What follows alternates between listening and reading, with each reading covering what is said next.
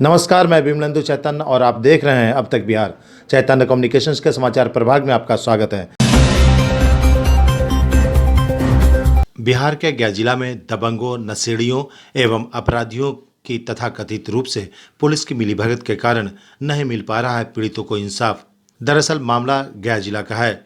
पीड़ित शिल्पी कुमारी, पिता शैलेश कुमार, उम्र 35 वर्ष, जिनका स्थायी पता ग्राम उतरामा, पोस्ट उतरामा, थाना कुर्था और जिला गया है, जो वर्तमान में अभी तुलसी कॉलोनी, डेल्हा थाना अंतर्गत गया में रह रहे हैं। इनके साथ बीते 8 मई को शाम करीब 7:30 बजे किसी काम को लेकर जब ये घर से बाहर निकले थे तो उस वक्त रास्ते में न्यू कॉलोनी भलुआही खरखुरा के पास लगभग 10 की संख्या में रहे अज्ञात बदमाशों के द्वारा उनके साथ अभद्रता की गई। इस संदर्भ में स्थानीय थाने में एक मामला दर्ज किया गया है, जिसमें यह बताया गया है पीड़िता शिल्पा कुमारी के साथ दबंग एवं अपराधी किस्म के लोगों ने उनके साथ बदतमीजी की और उनके अंतरंग वस्त्र भी फाड़ दिए। लगभग 1200 रुपये पर्स में थे, वो भी छीन लिए। सोने की कान की बाली, 2 मोटी चैन जिसकी कीमत लगभग 1 लाख रुपए होगी, वो छीन लिया गया। अपराधियों ने छीन छोर ही नहीं की बल्कि इज्जत के साथ खिलवाड़ भी करना चाहा।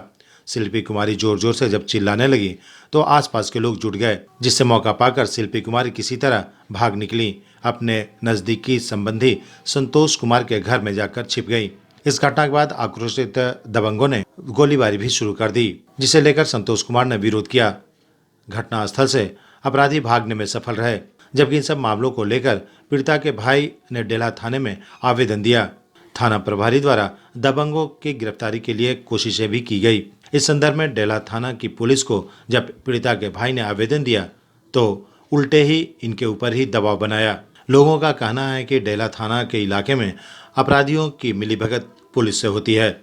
इतना ही नहीं, कई सफेदपोश नेता भी अपराधियों से मिले हुए हैं और इन लोगों की मिलीभगत अपराधियों के साथ साथ पुलिस की भी है।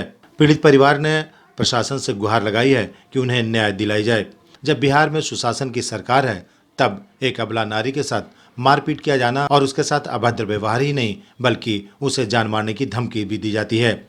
ऐसे में गया शहर में रहने वाले लोग भय के माहौल में जीने को मजबूर हैं। सुबह मेरा भाई आया था पैसा मांगने उससे, उसके साथ कुछ बकझक हुआ। उसके बाद शाम में जब हम उधर से आ रहे थे, मुझे वो पहचानता था क्योंकि हम पहले गए थे उसके घर पैसा मांगने। वो सब 10 गो लेकिन सब शराब पी रहा था। उसने मुझे देखा, जैसे ही देखा मुझ पे बदसलूकी करने का कोशिश किया। मेरा 2 चैन था वो छीन लिया, मेरा कान का छीन लिया, मेरा पर्स में जो थोड़ा बहुत पैसा था वो छीन लिया। बिहार के गया को कोरोना मुक्त करने के लिए निगम ने ठान ली है। पिछले 25 दिनों से मेयर और डिप्टी मेयर सड़कों पर उतरकर स्वयं सैनिटाइजेशन का कार्य कर रहे हैं। कोरोना के बढ़ते प्रभाव को देखते हुए अब गया नगर निगम ने 2 पालियों में युद्ध स्तर पर सैनिटाइजेशन का कार्य कर रही है। अब तक गया नगर निगम लावारिस लाशों को भी पूरे सम्मान के साथ शवदाह करेगी। ये बातें डिप्टी मेयर मोहन श्रीवास्तव ने कही। उन्होंने कहा कि जरूरत पड़ने पर मेयर और डिप्टी मेयर कोरोना प्रोटोकॉल का ध्यान रखते हुए लावारिस लाशों को दाह संस्कार भी करेगी। दरअसल गया जिला में अब तक औसतन 800 लोग कोरोना संक्रमित हो चुके हैं। वहीं सिर्फ गया में 300 से लेकर 400 लोग कोरोना संक्रमित हैं। गया नगर निगम द्वारा शहर में कोरोना संक्रमितों की संख्या की बढ़ोतरी को लेकर निगम द्वारा सैनिटाइजेशन का कार्य किया जा रहा है। गया शहर में पिछले लगभग 25 दिनों से लगातार सैनिटाइजेशन का कार्य किया जा रहा है, जिसके वजह से संक्रमितों की संख्या के आंकड़ों में कमी आने की संभावना व्यक्त की गई है। वहीं गया शहर के लोगों ने भी निगम के कार्यों को सराहा है।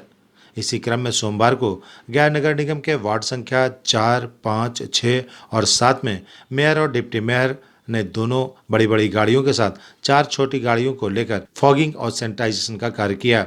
इस दौरान डिप्टी मेयर मोहन श्रीवास्तव ने बताया कि 4 कामों को प्रमुखता से निगम कर रही है। आज से 5वां कार्य भी नगर निगम ने अपने जिम्मेवारी में ले ली है।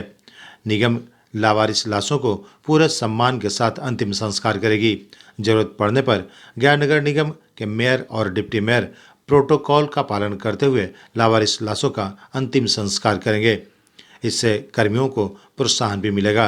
जैसे आपको मालूम है कि कोरोना महामारी में आज के जो माता पिता थे अपने बेटे का स्तर या बेटा भी अपने माता का स्तर लेने के लिए इंतजार करते हैं। इस परिस्थिति को देखते हुए लावारिस शहर में ना हो गए, इसके लिए नगर निगम के द्वारा उन्हें फ्री में दाह संस्कार की व्यवस्था कराई गई। कोरोना मुक्त कराने के लिए हमारे सभी योद्धा कार्य करें। आशा है कोरोना काल में पहला कि सैनिटाइजिंग सोडियम हाइपोक्लोराइड करने से ये सारा वायरस को जो है कंट्रोल करने का हर संभव कोशिश की जा रहा है। और एक एक दरवाज़ा गली गली को कोशिश किया जा रहा है, जिसमें छोटा मशीन लगाया गया है, बड़ा मशीन लगाया गया है, ट्रक पर इसको बनाया गया है, ऑपर टिपर पर बनाया गया है। जहाँ तक जाता है हम लोग खुद से देखिए पूरा केमिकल से नाक ये सब जल गया है। ये स्किन पर पड़ते पड़ते धूप में चलते चलते ये सब देखिए जख्म हो गई देखने का चीज़। कुछ लोग सोशल मीडिया पर बोलते हैं पानी का फव्वारा मारा जा रहा है, इतना हार्ड केमिकल है ये सब देखिए जल चुका है, जख्म हो चुका है। वैश्विक महामारी कोरोना वायरस जैसी जानलेवा संकट की घड़ी में बिहार के गैस से रूह कपा देने वाली सनसनीखेज खबर है। आज पूरा देश संक्रमण से बचने के लिए लाखों उपाय कर रहा है। वहीं गया शहर के जीबी रोड स्थित बॉम्बे सेल नामक रेडीमेड की दुकान से चौंकाने वाली खबर है। लॉकडाउन नियम की धज्जियां उड़ाते हुए इस दुकान से तकरीबन 100 से अधिक की संख्या में ग्राहकों की भीड़ मिलने की खबर पर गया पुलिस ने छापेमारी की तो आंखें फटी की फटी रह गई। शहर के छत्ता मस्जिद के निकट स्थित बॉम्बे बाजार रेडीमेड कपड़े की दुकान में सैकड़ों की संख्या में शटर के अंदर ग्राहकों की भीड़ मिली। गया पुलिस ने त्वरित कार्रवाई करते हुए रेडीमेड की दुकान को सील कर दिया है और कोविड-19 के अधिनियम के तहत एफआईआर दर्ज कर कानूनी कार्रवाई की गई। हमें मिली थी वो बताने सर जी हाँ। बॉम्बे ट्रेड्स को सील किया गया, उसके बाद बॉम्बे बाजार को, इस बीच में वेटिंग प्रतीक्षा के क्रम में हमने वस्त्रालय को सील किया। रामला रोड में और भी वेटिंग है, हम करेंगे। सर ये कितने लोग थे सर लगभग अंदर? मोर देन 80 तो प्रतीत हो रहे थे, आपने देखा होगा। तो क्या कार्रवाई की जा रही है? कार्रवाई की जाएगी, जो भी दिशा निर्देश दिए गए हैं विधि सम्मत कार्रवाई करेंगे पिनल सेक्शन में। कोरोना की मार झेल रहे लोग सहमे हुए हैं। एक तरफ पुलिस की दबंगई तो दूसरी तरफ कोरोना पीड़ितों पर हो रहे अत्याचार। कुछ ऐसा ही मामला गया जिला के फतेहपुर का है। फतेहपुर पहाड़पुर सड़क मार्ग पर प्रखंड कार्यालय के सामने स्थित एक नर्सिंग होम में पैसे की लेन देन को लेकर इलाज के लिए भर्ती किए गए मरीज एवं उनके परिजनों के साथ नर्सिंग होम में कार्यरत कर्मचारियों द्वारा मारपीट किया गया। वहीं पैसे के अभाव में मरीज को नर्सिंग होम से बाहर कर दिया गया। सड़क पर कई घंटों तक मरीज पड़ा रहा। मारपीट में पप्पू मांझी एवं वीरेंद्र मांझी को चोटें भी आई है। फतेहपुर थाना अध्यक्ष संजय कुमार ने बताया कि नर्सिंग होम में घटित घटना की जांच पुलिस कर रही है। वहीं नर्सिंग होम संचालक को पुलिस ने हिरासत में ले लिया है। सुरेंद्र मांझी को शुक्रवार को आदर्श चिकित्सा सेवा सदन में भर्ती कराया गया था। सुरेंद्र की सांसों में तकलीफ थी। 4 दिनों के बाद नर्सिंग होम के संचालक द्वारा 90,000 रुपये की मांग की गई, जबकि मरीज के परिजनों द्वारा 70,000 रुपये पहले ही भुगतान किए जा चुके थे। घटना की सूचना गया जिला के वरीय पुलिस पदाधिकारी एवं जिला अधिकारी को दी गई, जिसके बाद स्थानीय प्रशासन हरकत में आई। सीओ विजय कुमार ने बताया कि सीएचसी प्रभारी डॉक्टर अशोक कुमार, थाना अध्यक्ष संजय कुमार के नेतृत्व में नर्सिंग होम को सील कर दिया गया है। उनके पास कोई भी डिग्री नहीं थी। नर्सिंग होम के संचालक डॉक्टर रेशन दास को हिरासत में ले लिया गया है। भाई का तबीयत खराब हो गया था, उसको दिखाने के लिए शिवनंदन डॉक्टर ही ले गए और उसने पैसा को मांग किया। पैसा जमा भी दिए 70,000 रुपया और उसने 2 दिन ऑक्सीजन लगाया और बोल रहा है कि एक पैसा और जमा कीजिए तो ऑक्सीजन देंगे। ऑक्सीजन छोड़ा दिया।